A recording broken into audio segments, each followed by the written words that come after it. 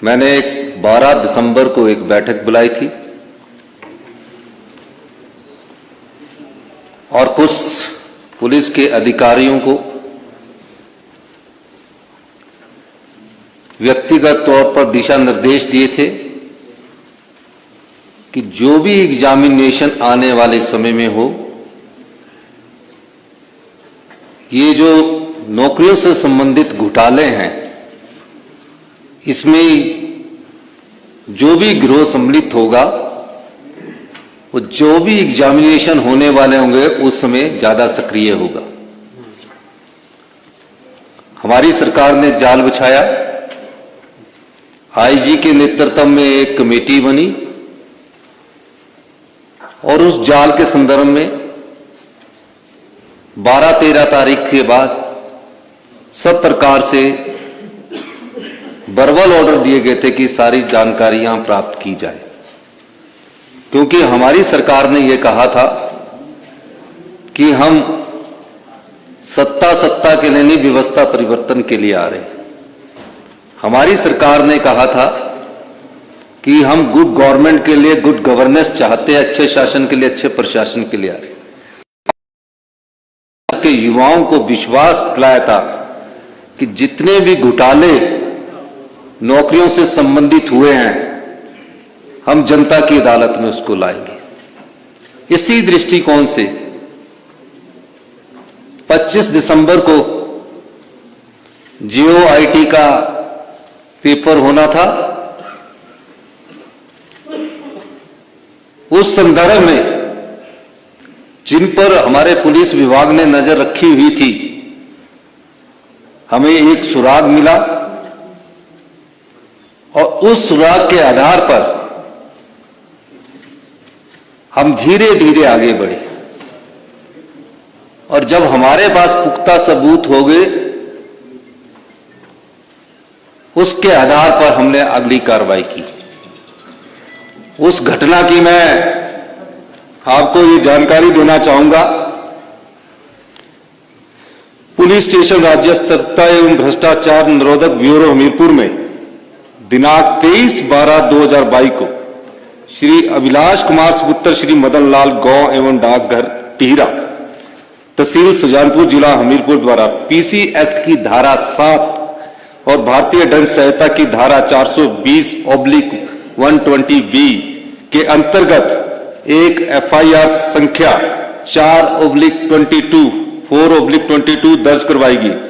उन्होंने अपनी शिकायत में बताया कि श्री संजीव कुमार ने उन्हें आश्वस्त किया है कि वह 2.5 लाख में आगामी JOA का प्रश्न पत्र उपलब्ध करवाएगा।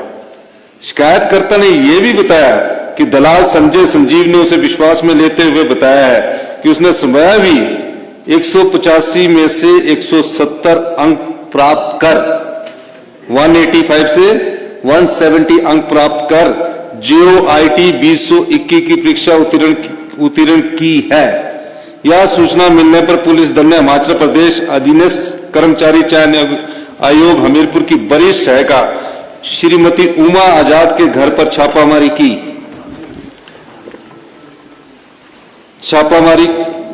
जहां की शिकायतकर्ता को प्रश्न पत्र सौंपने के लिए ले जाया गया था। छापामारी के दौरान वहां से प्रश्न पत्र बरामद किए गए और 6 आरोपियों को उनके घरों में गिरफ्तार किया गया। ये तो 25 दिसंबर का जो प्रश्न पत्र था। उसके बाद के जो सबऑर्डिनेट सिलेक्शन में एग्जाम होने थे, जो अगले 25 दिसंबर के बाद जो और तिथियों की जो घोषणा थी, उसके तहत मैं कुछ जानकारियां आपको देना चाहता हूं।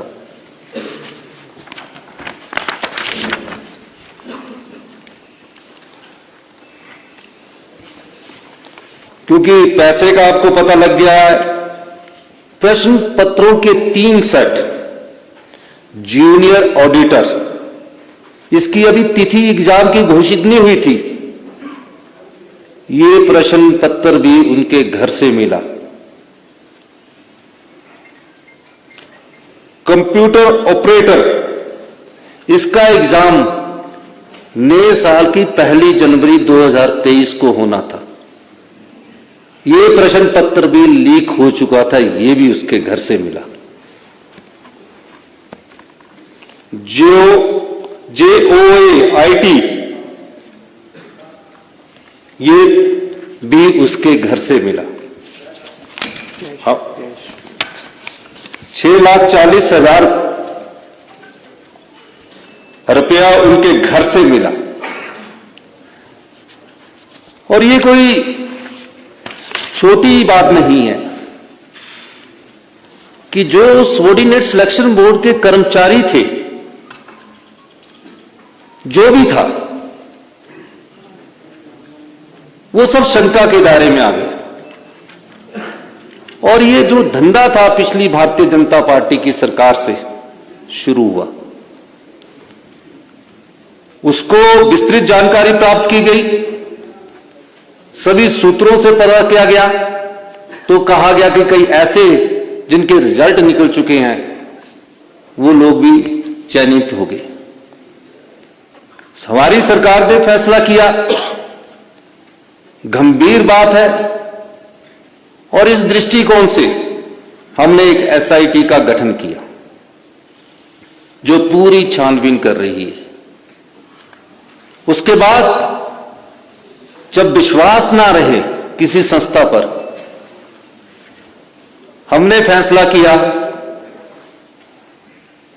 कि जो भी सबऑर्डिनेट सिलेक्शन बोर्ड में भविष्य के जो पेपर लीक हुए हैं, एग्जाम हुए हैं, वो इस स्थिति में तो नहीं हो सकते जहां कर्मचारी सम्मिलित हो। उस दृष्टिकोण हमने पिछले कल फैसला किया कि सबऑर्डिनेट सिलेक्शन बोर्ड द्वारा जो भविष्य में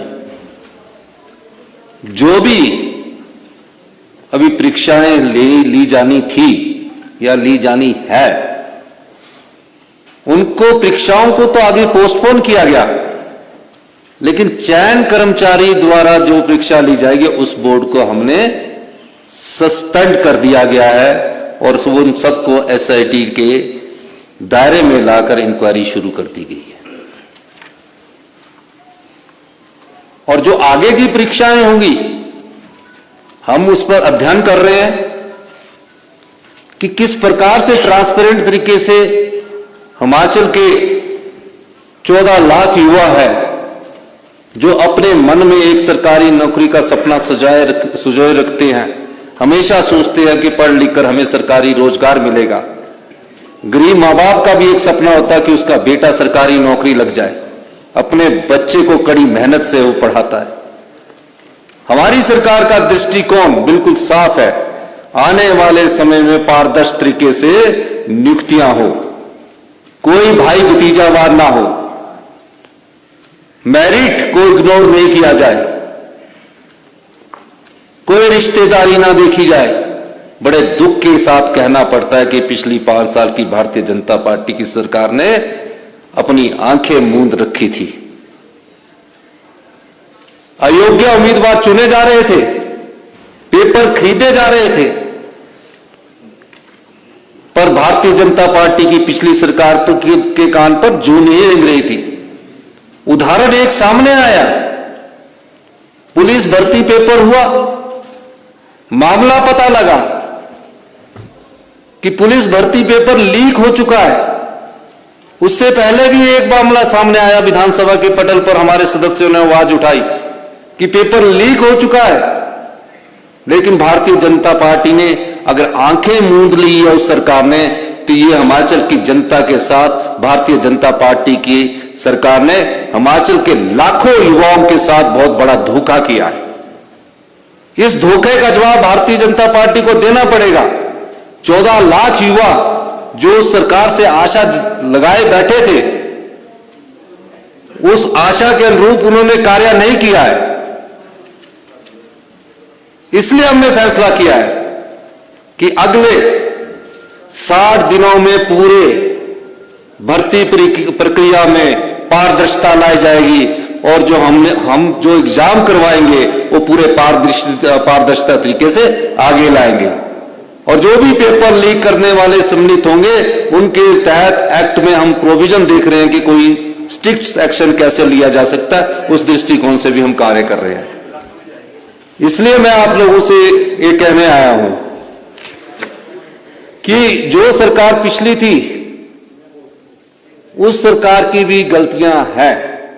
हम सारी जानकारी अभी और एकत्रित कर रही है, कुछ और सनसनीखेज जानकारियां हम आने वाले वक्त में आपके सामने लाएंगे। लेकिन सबॉर्डिनेट सिलेक्शन बोर्ड को पिछले कल हमने बैठक की, अधिकारी महोदयों से, विधायक नेताओं से हमने पूछा और एक नीतिगत फैसला किया गया कि इसकी वर्किंग को पारदर्शिता लाना पड़ेगा। होता क्या है, इन संस्थानों में जो व्यक्ति पीएन लग जाता है वो यहीं प्रमोशन लेगा, यहीं से रिटायर होगा, यहीं से प्रमोशन लेगा, यहीं से रिटायर होगा।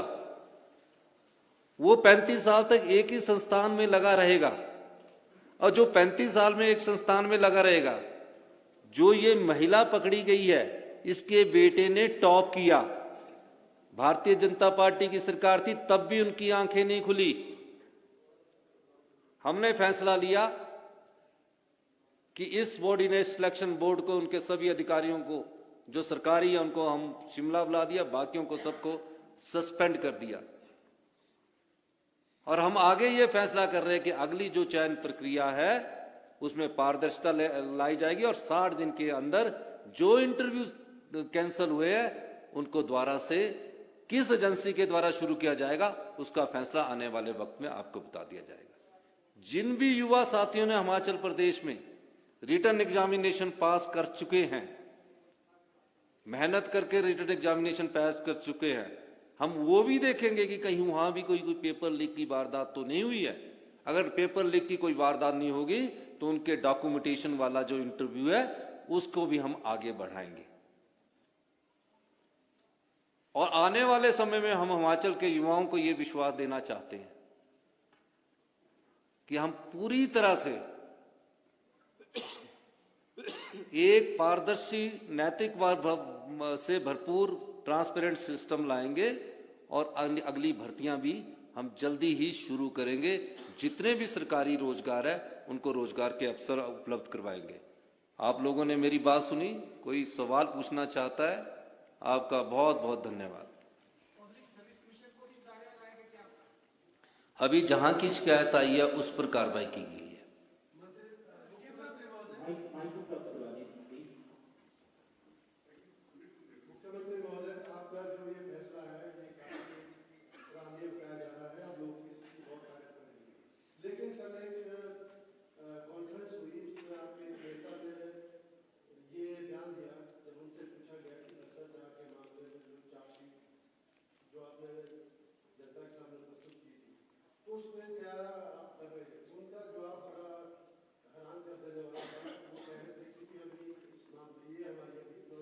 भ्रष्टाचार के जो भी मामले आएंगे, Congress party zero tolerance against corruption है, सब पर कार्रवाई की जाएगी।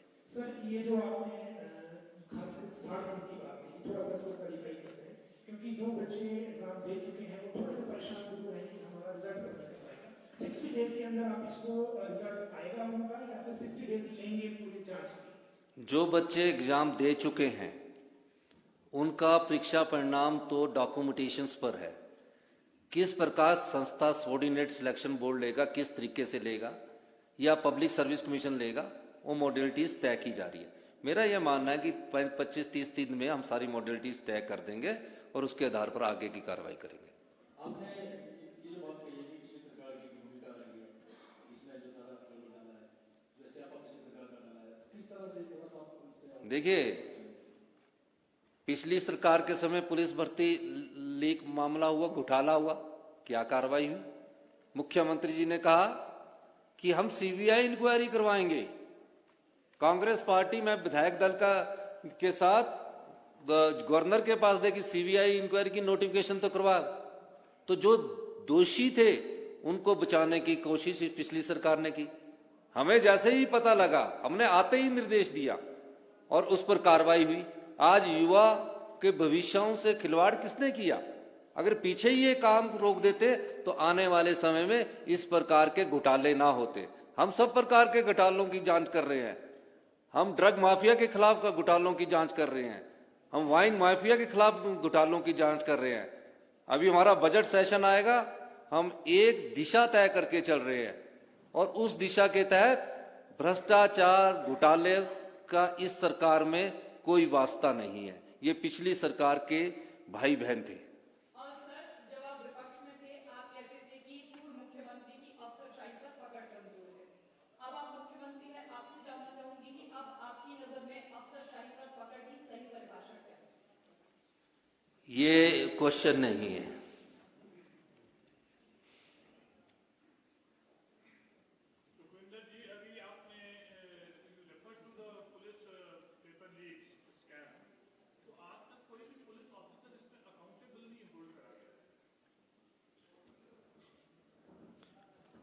जैसे आप कह रहे हैं कि उसमें काफी लोग इन्वॉल्वमेंट थी या पहले सरकार की भी संगतता थी इसमें, पर पुलिस ऑफिसर्स के ऊपर आकर कोई कार्रवाई क्यों नहीं हुई? अभी सरकार सारी छानबीन कर रही है, पुलिस भर्ती मामले में भी छानबीन कर रही है, क्योंकि अभी सरकार को बने अभी 10-15 दिन है। जो चीजें गलत आती जा रही है, साथ साथ कार्रवाई होती जा रही है। छानबीन के बाद जो भी दोषी होगा, कार्रवाई उस पर भी होगी। जहाँ तक पुलिस भर्ती की सवाल है, सीबीआई ने कुछ दिनों पहले ही आपके आने से केस ले लिया है, तो पुलिस भर्ती में अब सीबीआई के साथ साथ चलेगी या इसमें ऐसा कोई कंडीशन है? बिल्कुल साथ चलेगी। घोटालों का पर्दाफाश करने के लिए ही सरकार बनी है। सर, इस मामले में क्या फॉरवर्ड मिनिस्टर या अन्य राजनेता भी शामिल पाए? जो भी दोषी होगा सबके खिलाफ कार्रवाई की जाएगी। नहीं, अभी तो इंक्वायरी चल रही है। अभी तो आपने सवाल पूछा और अभी हमने उसका जवाब दिया। सर, एक बड़ा सवाल है हिमाचल प्रदेश में मंत्रिमंडल गठन कब तक होगा? ये सब जगह ये प्रश्न है, क्यों फंसा है, कहाँ फंसा है? दूसरा सर, ये ओपीएस को लागू करने पर भी विपक्ष वाला ये इशू उठा रहा है कि 10 दिन में लागू नहीं किया। देखिए, अभी आज हमने हिमाचल के युवाओं के भविष्य से जो खिलवाड़ हो रहा था, उसके संदर्भ में प्रेस कॉन्फ्रेंस की है। जो आपके सवाल है, तो आप एक ही बार पूछ लोगे तो आपसे मिलने का मौका कहाँ मिलेगा?